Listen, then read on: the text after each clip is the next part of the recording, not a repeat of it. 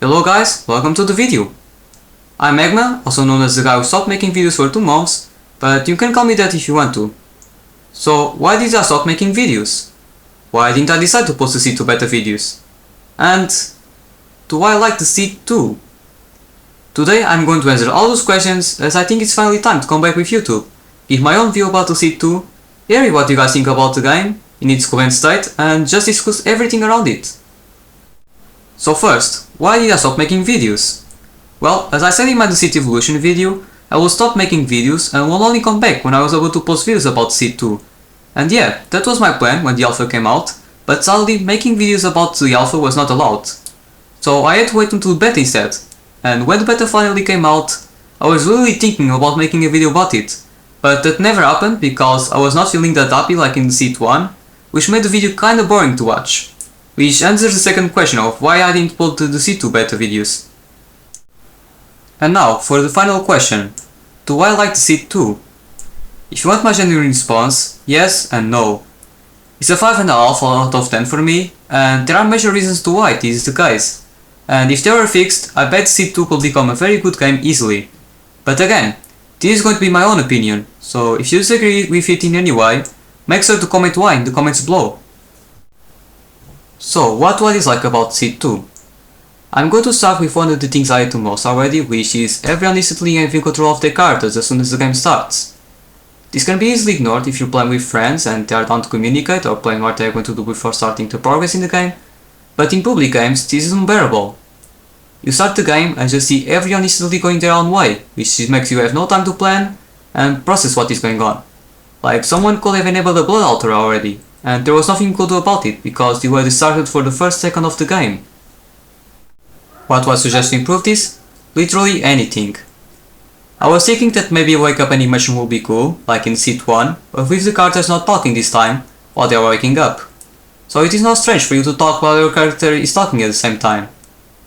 After that, maybe make a 30 seconds timer for players to get ready, plan what they are going to do, and process where everyone is going to go so they can have better map control.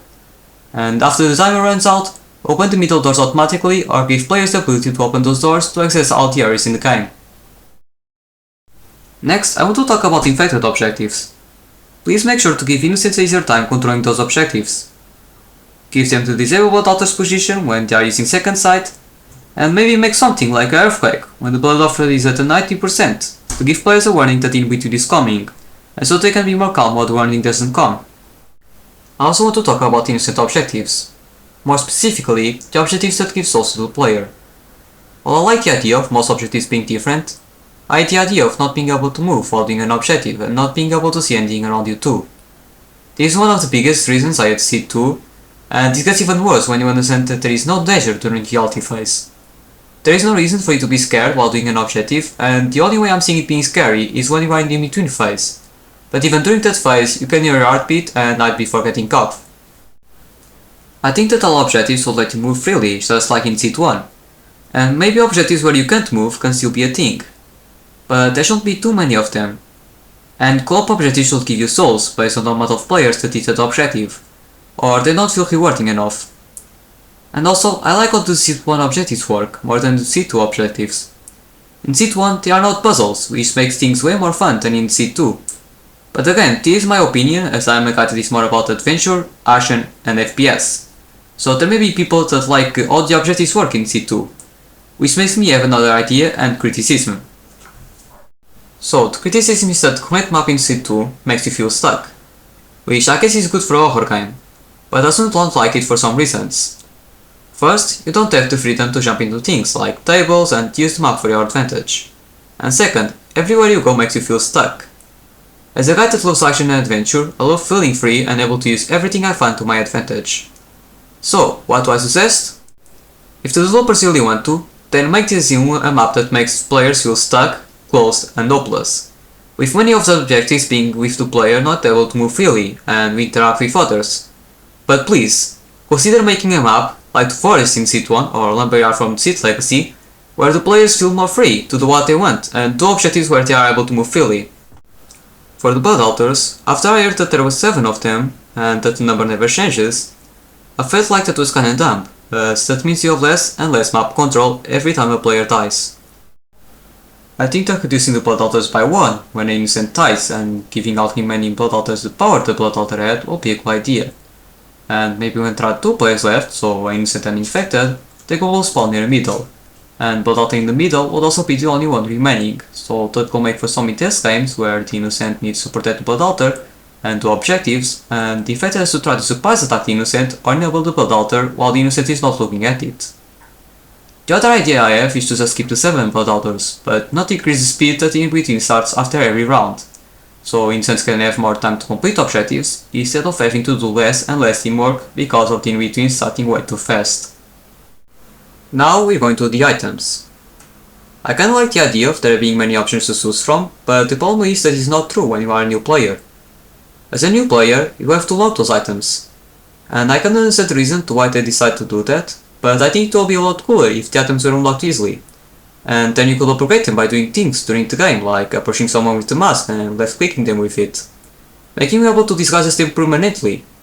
But you are limited to only doing this once per game. Now, this is not another criticism. This is a suggestion that I have for developers, and I think it will be cool if we could have a chance to assign a role to a player after each in-between. So after the first in-between, we could choose a hunter, which could have a shotgun to defend other players and the ability to always see everyone through the walls. Players can always skip the vote and choose the hunter in later in-betweens instead, until hunter is finally chosen.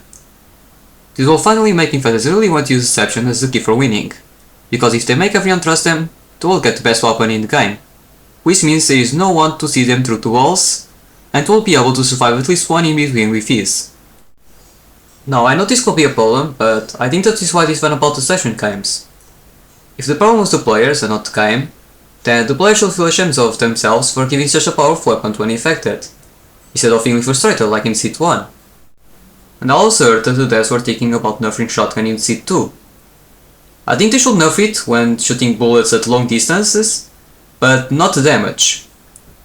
Shotgun giving a lot of damage is what makes it fun. Do not move the fun of the shotgun, please. Now one last question that I think you guys are probably asking is if I'm going to continue making videos about Deceit 2 in the future. As I said, there are many things that I don't like about the game, but that doesn't mean that I don't like it. There's many cool things about it too, and this is still not the final product. It's just a beta, and from what I'm seeing, the developers are improving the game a lot. But I think the target audience is not for the people like me. So what does this mean for me? Well, if the final product is likely in the beta, then I'll probably think about making videos about something else and post a Deceit 2 video whenever I feel like playing it. If the final product has more things that I am a fan of, like more action, adventure, FPS and pressure, then I'll probably make Deceit 2 videos only. Well, looks like we have reached the end of the video. There are other ideas and suggestions that I decided to not include in the video, or this video will be too long to watch. So if you want to see all of them, make sure to join the official Deceit Discord server and go into the suggestions forum. And for everyone that likes Minecraft and Wii Sports Resort, I have created a Wii Sports Resort Texture Pack, which can be found in Planet Minecraft. In case you want to download it, go to the link in the description. Thanks for watching, subscribe, like and bye.